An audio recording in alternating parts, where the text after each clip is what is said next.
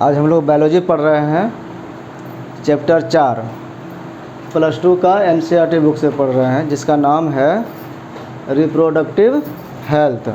हिंदी में इसी को जनन स्वास्थ्य बोलते हैं। जनन संबंधी जो स्वास्थ्य है उसके बारे में हम लोग पढ़ रहे हैं मानव में, जिसका 4.4 का टॉपिक है सेक्सुअली ट्रांसमिटेड इन्फेक्शंस। इसी को बोलते हैं STI बोलते हैं, या फिर इसका दूसरा नाम है सेक्सुअली ट्रांसमिटेड डिजीजेज, जिसको बोलते हैं STDs। इसी को हिंदी में बोलते हैं यौन संचारित रोग। ऐसा रोग जो संचारित होता है, फैलता है यौन संबंधों से और सेक्सुअल रिलेशन के द्वारा जो ट्रांसमिट होता है एक व्यक्ति से दूसरे व्यक्ति में, इन्फेक्शंस जो ट्रांसमिट होता है, ट्रांसफ़र होता है, ऐसे डिजीज़ को STI या STDs कहते हैं। आज हम लोग ऐसे ही बीमारियों के बारे में पढ़ेंगे जो इस तरह से यौन संबंध से मैथुन क्रिया के द्वारा एक दूसरे में फैलता है। STI को और भी कई नामों से जानते हैं। क्या नाम है? STI, STD, VD का अर्थ क्या हुआ? Venereal disease. वेनरल जो है इसको हिंदी में कहते हैं रतिज रोग। रति का नाम हम लोगों ने सुना है, कामदेव की पत्नी का नाम रति था, तो वो सेक्सुअल क्रिया के द्वारा इसको संबोधित किया जाता है। रतिज रोग मतलब रति संबंधी क्रियाओं के द्वारा जो रोग फैलता है, इसी को RTI भी कहते हैं। RTI का अर्थ यहाँ क्या है? Reproductive tract infection. रिप्रोडक्शन संबंधित जो मार्ग है, ट्रैक्ट है, जनन मार्ग, उसमें इन्फेक्शन होना, संक्रमण होना RTI कहते हैं। जबकि अभी जो RTI फेमस है वो क्या है? Right to information. इन्फॉर्मेशन के लिए जो राइट है, अधिकार है, सूचना का अधिकार, उसके लिए RTI प्रमुख रूप से फेमस हुआ है। लेकिन RTI STD को भी बोलते हैं। इन्फेक्शन, ये कैसा इन्फेक्शन होता है, इसको कैसे डिफाइन कर सकते हैं? तो इन्फेक्शंस और डिजीजेज, ये इन्फेक्शन है, संक्रमण है या रोग है, व्हिच आर ट्रांसमिटेड, जो ट्रांसमिट होता है एक जीव से दूसरे जीवों में, एक मानव से दूसरे मानव में, थ्रू सेक्सुअल इंटरकोर्स, यौन संबंध बनाने से एक व्यक्ति से दूसरे व्यक्ति में ये ट्रांसफ़र होता है। पुरुष से महिला में या महिला से पुरुष में ये संबंध बनाने से होता है।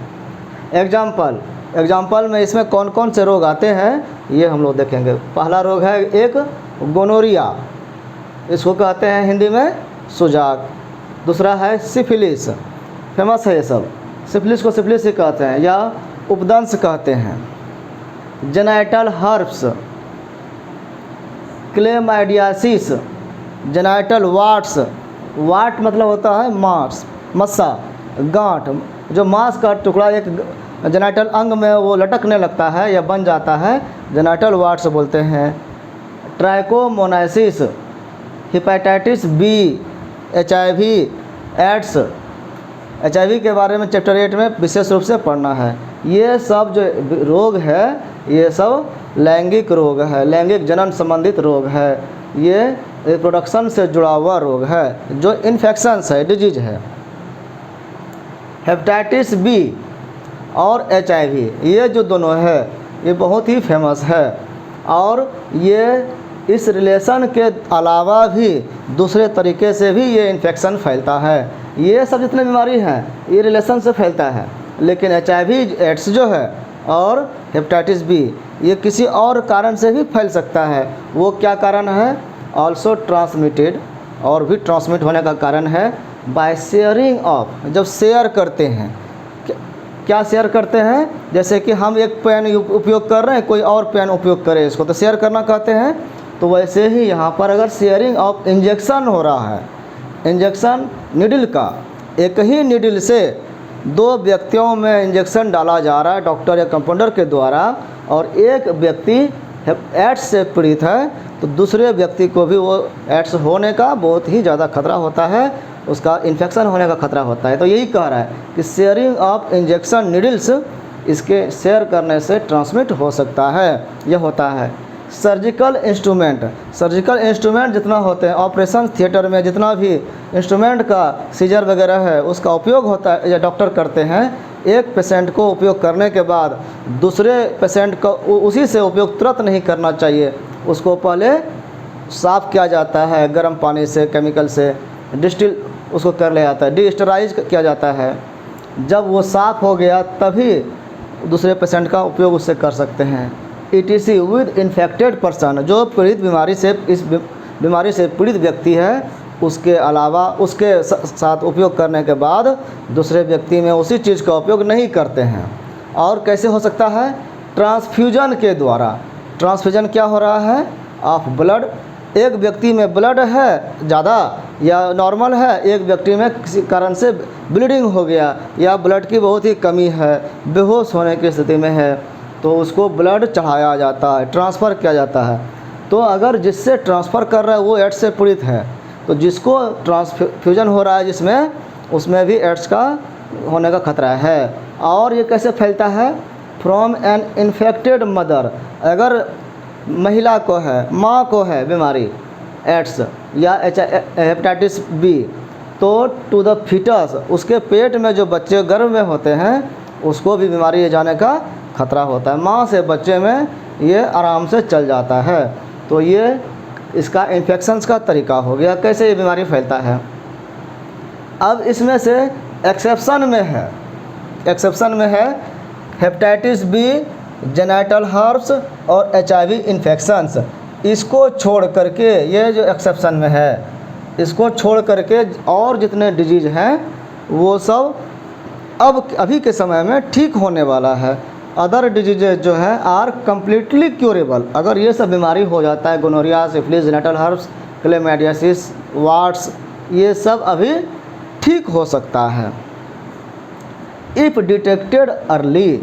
अगर शुरू के समय में, शुरुआती दौर में इसको डिटेक्ट कर लिया जाए, पता चल जाए कि ये बीमारी हमको हो रहा है और डॉक्टर के पास चले गए, तो डॉक्टर उसका ट्रीट करता है प्रॉपरली। अगर डॉक्टर ने प्रॉपरली उसका उचित ढंग से इलाज किया तो वो ठीक हो सकता है। लेकिन ये सब अभी गारंटी के साथ ठीक हो जाएगा ऐसा डॉक्टर भी नहीं कह सकता है।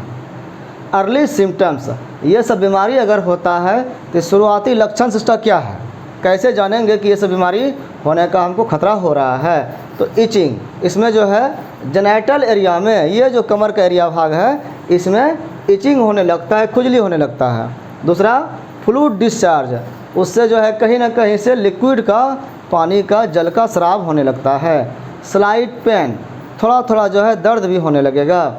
स्वेलिंग्स, सूजन होने लगेगा, ETC। ये सब लक्षण है इन जेनिटल रीजन, जनन के अंग के आसपास का जो एरिया है उसमें ये लक्षण अगर दिखता है तो ये खतरा होने का चांस होता है। इन्फेक्टेड फीमेल्स, अगर कोई महिला जो है इससे इन्फेक्टेड हो गई है, में ऑफन भी एसिम्टोमेटिक। अगर किसी महिला को अगर हो गया है तो उसके साथ दो तरह के कंडीशन होते हैं, या तो ये सब लक्षण दिखने लगेगा तो जान जाएगा कि बीमारी हुआ है, या ये लक्षण नहीं भी दिख सकता है। ये भी है कि लक्षण नहीं दिख रहा है, ए मतलब होता है नहीं दिखना, सिम्टोमेटिक, सिम्टम्स नहीं दिखने वाला, मतलब बीमारी हो भी गया है और पता नहीं चल रहा है, ऐसा भी होता है। एसिम्टोमेटिक भी होता है। जैसे कभी समय में कोरोना चल रहा है, कोरोना काल, तो कोरोना बीमारी में क्या क्या लक्षण आया, तो जो भी लक्षण का उसका पैरामीटर है, पता चला कि ऐसे भी कोरोना पॉजिटिव निकले जिसमें वो सब लक्षण है ही नहीं। तो एसिम्टोमेटिक भी डिजीज होते हैं, तो बहुत खतरनाक होता है, पता नहीं चलता, नॉर्मल व्यवहार कर रहा है और वो फैलते जाता है। Asymptomatic and may remain undetected for long समय तक, लंबे समय तक वो अनडिटेक्टेड रहता है, डिटेक्ट कोई नहीं कर पाता है, पता नहीं चल पाता है कि बीमारी है।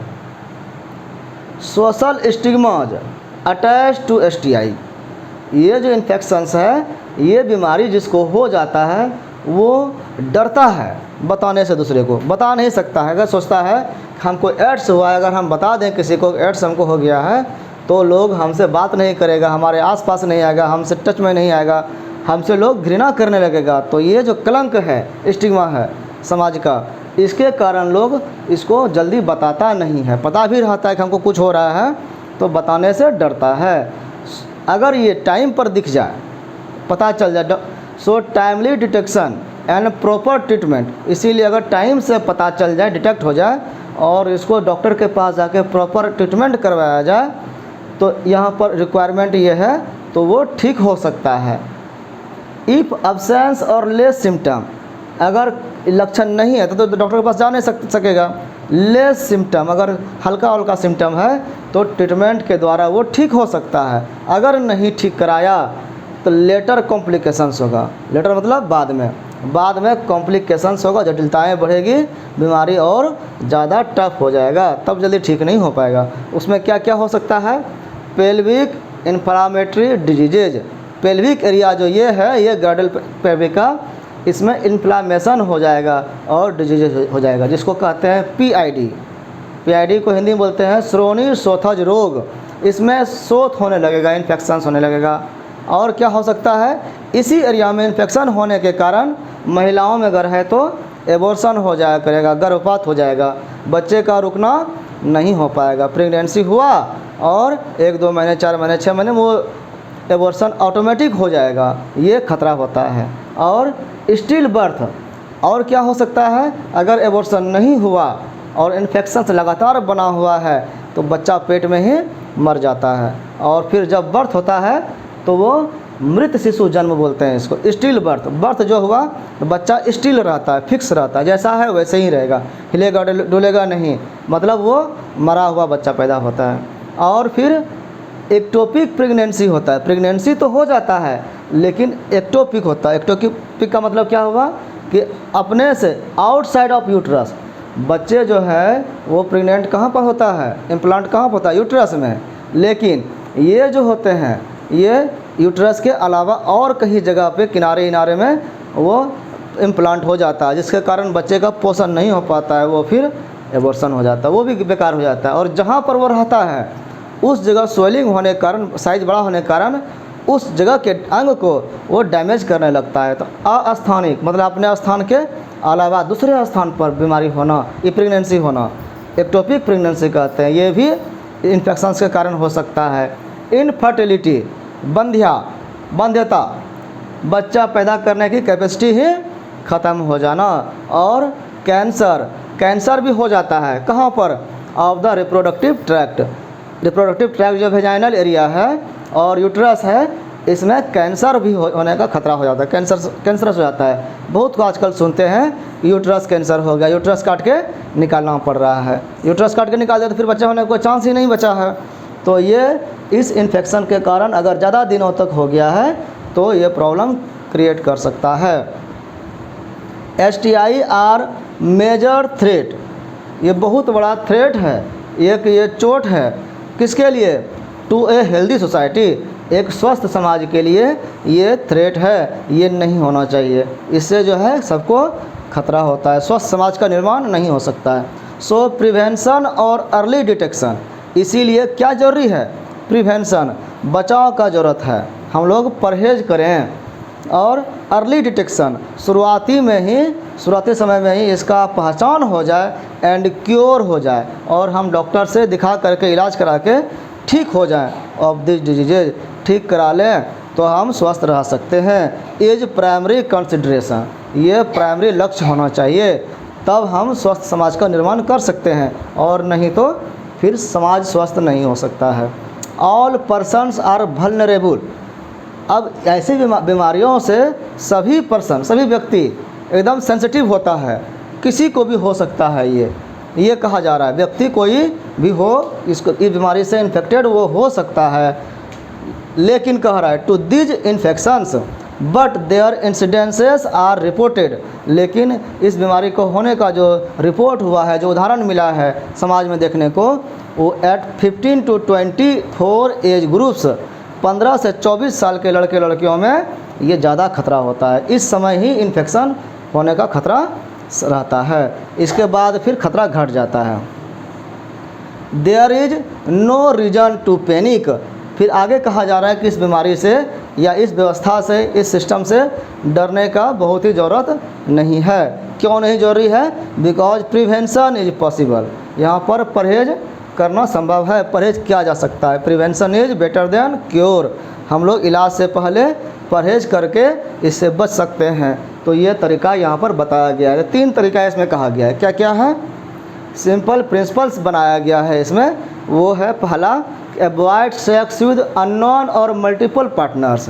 अन्य व्यक्तियों से जो अनजान है वैसे लोगों से कोई भी सेक्सुअल रिलेशन नहीं बनाना चाहिए। और always try to use condoms during coitus, और अगर संबंध बनाना भी पड़े तो कंडोम का उपयोग करेंगे। इफ़ डाउट, अगर किसी तरह का इस सिम्टम में से कुछ डाउट हो जाए कि हमको ये हुआ है, तो go to a qualified doctor, अच्छे डॉक्टर के पास जा करके कंसल्ट करना चाहिए फॉर अर्ली डिटेक्शन। शुरुआती समय में ही पहचान हो जाए कि हमको कौन सी बीमारी और कैसे हुआ है, इसका इलाज कैसे होगा, एंड ट्रीटमेंट, और अच्छी तरह से उसका इलाज हो सके। इसके लिए ज़रूरी है कि हम डॉक्टर से मिलें, और ये परहेज करें तो डॉक्टर से मिलने की आवश्यकता भी नहीं होगी। तो इस तरह से सेक्सुअली ट्रांसमिटेड जो इन्फेक्शंस होते हैं वो जनन संबंधी बीमारियों को बताता है।